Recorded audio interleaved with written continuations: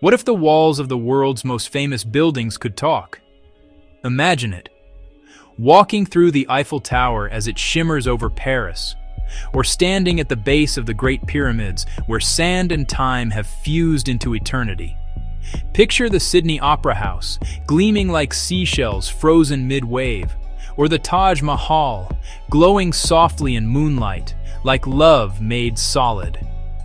We see these places everywhere, in films, postcards, dreams. But few of us stop to ask, what lies beneath the surface? Because every architectural marvel hides a story. Sometimes of triumph and vision, other times of heartbreak, obsession, and even deceit. Each arch, each stone, each shadow holds secrets we rarely hear. You've seen the photographs. You may have even stood beneath their grandeur. But do you really know the Eiffel Tower, the pyramids, the Colosseum? Today, we're peeling back the layers, uncovering the unseen stories of the world's most iconic architecture. No glossy guidebooks, no textbook tours, just the raw, fascinating truth. Welcome to Know, Unseen Stories of Iconic Architecture. We begin in Paris, where one man's dream defied the sky itself. The Eiffel Tower, the shimmering symbol of France, was once the city's greatest scandal. When Gustave Eiffel proposed his Iron Tower for the 1889 World's Fair, artists, poets, and politicians signed a petition calling it a disgraceful skeleton. They swore it would ruin the beauty of Paris forever. But Eiffel saw further. He called his tower a bridge between science and art. What few knew was that he secretly built a private apartment at the top, small, cozy, filled with fine furniture, velvet chairs, and a grand piano. From that secluded perch, he hosted thinkers and inventors, including Thomas Edison, who gifted him a phonograph. Eiffel's apartment still sits there today, untouched, a silent defiance above the city that once mocked him. Travel southeast to Rome, to one of the most perfect pieces of architecture ever built, the Pantheon. Its massive dome, made of unreinforced concrete nearly 2,000 years ago, still puzzles engineers.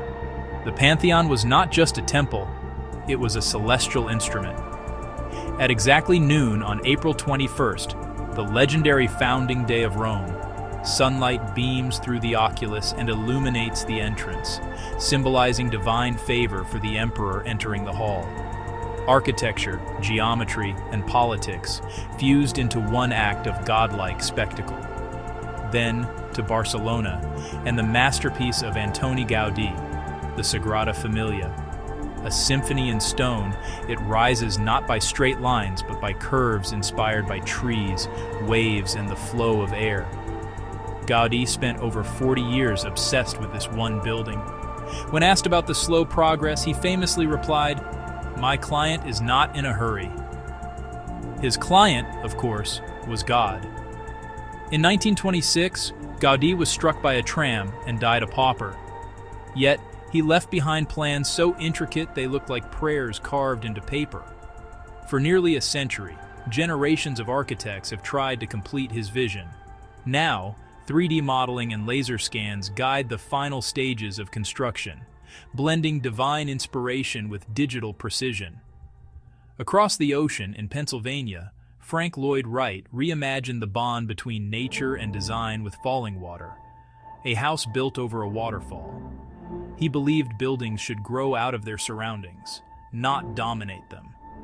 But behind the harmony was tension. The client, Edgar Kaufman, once complained about the leaks and noise of rushing water. Wright, unbothered, said, "You wanted the waterfall, didn't you?" It was arrogance, yes, but the kind of arrogance that changes history. In France, another modernist, Le Corbusier, built Villa Savoye, a box of pure geometry lifted on slender pillars. A manifesto of modern living, simple, clean, rational. Yet the Savoys hated it. The roof leaked, the heating failed, the concept of machine for living felt cold. Still, that flawed experiment became one of the most influential houses of the 20th century. proof that even imperfection can spark revolution. And in Brasilia, Brazil, architect Oscar Niemeyer sculpted concrete into curves and domes that defied expectation. His Cathedral of Brasilia looks like a crown of thorns and sunlight, an ethereal creation that merges heaven and earth. Niemeyer once said, "It's not the right angle that attracts me, but the curve." His faith in beauty over function made him a legend, and his city a utopia cast in stone. Behind every masterpiece stands an army of forgotten hands. In Egypt, the Great Pyramids of Giza rise with mathematical precision, aligned perfectly to the stars. For centuries, people believed they were built by slaves, but modern discoveries tell a different story. Excavations reveal workers' villages with bakeries, breweries, and hospitals. Skilled artisans, not slaves, labored with pride, rotating in shifts to build the pharaoh's eternal homes. In their graves nearby, archaeologists found bread and beer offerings, tokens for the afterlife. They weren't building just for kings. They were building for eternity. Across the desert sands to Petra, Jordan, the rose-red city half as old as time.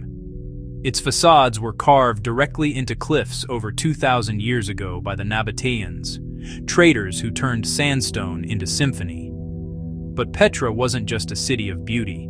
It was a city of survival. Hidden water channels, cisterns, and dams kept life flowing in one of the driest places on Earth. Architecture here was not luxury.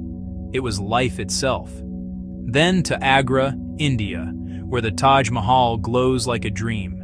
Built by Emperor Shah Jahan in memory of his wife Mumtaz Mahal, it's a love story written in marble. 20,000 artisans, guided by architects from Persia and Turkey, toiled for over 2 decades.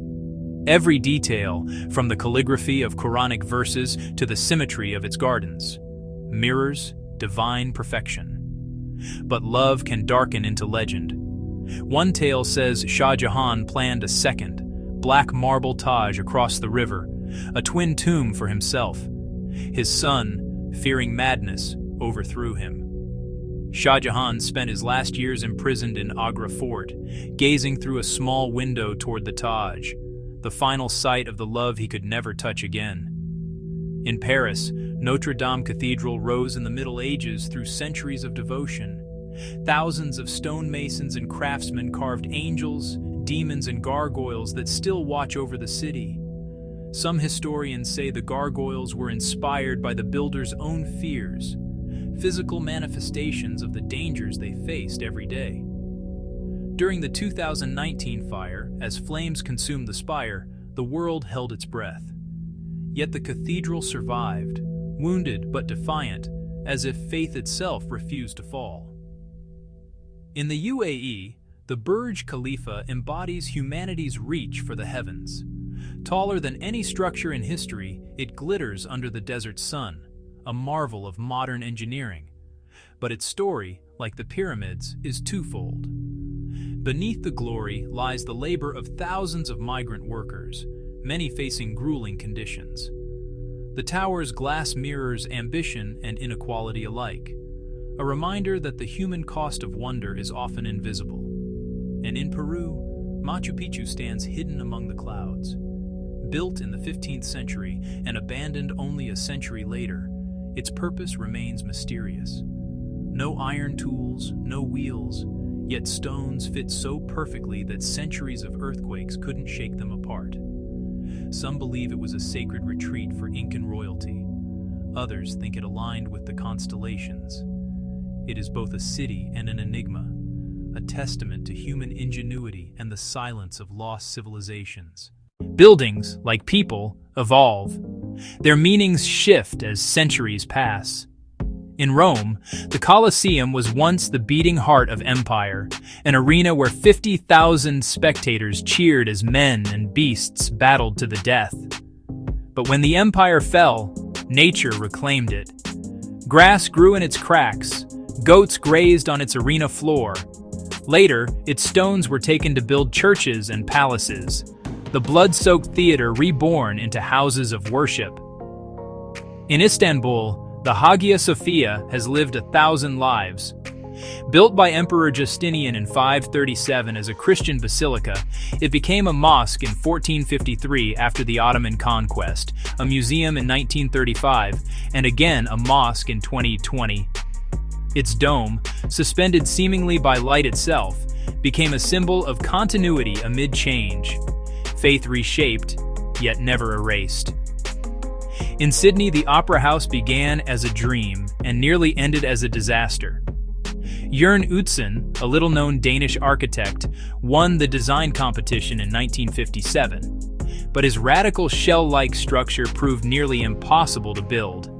Political battles and cost overruns forced his resignation before completion. He left Australia heartbroken, never seeing the final building. Yet decades later, he was honored as its visionary.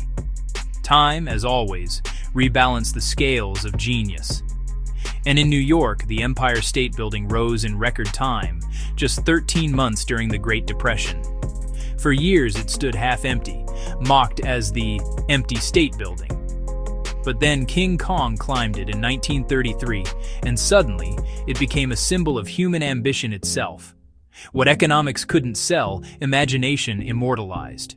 Even Stonehenge, standing silent on the English plains, continues to whisper mystery. Built more than 4,000 years ago, its stones align with the solstices, marking the dance of the sun. Was it a temple? A tomb? An ancient calendar? We still don't know. And perhaps that's its greatest gift, to remind us that not every question must be answered for something to be beautiful. Every great building faces one final test: time itself. Venice sinks slowly into the Adriatic, threatened by rising seas. The Great Wall of China crumbles and stretches, its stones stolen or worn away. Machu Picchu trembles under waves of tourism. Notre Dame struggles between restoration and authenticity. Each structure forces us to ask, how much should we preserve, and how much should we let fade? Technology offers hope. Laser scanning, 3D printing, and AI modeling allow us to digitally preserve buildings that may not survive physically. Notre Dame's reconstruction uses a precise digital twin created before the fire. Archaeologists are using drones to map Angkor Wat's hidden chambers, and satellite imagery to discover lost pyramids buried beneath desert sands. Meanwhile, the future is reimagining the past.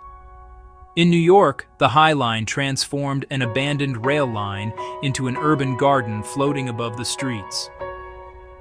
In London, the Tate Modern turned an old power station into a cultural temple.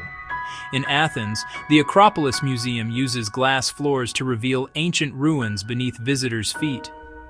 This is architecture's new paradox: preserving by evolving. The past doesn't have to die to give birth to the future. Even skyscrapers now chase sustainability. Towers that breathe, filter air, and generate energy.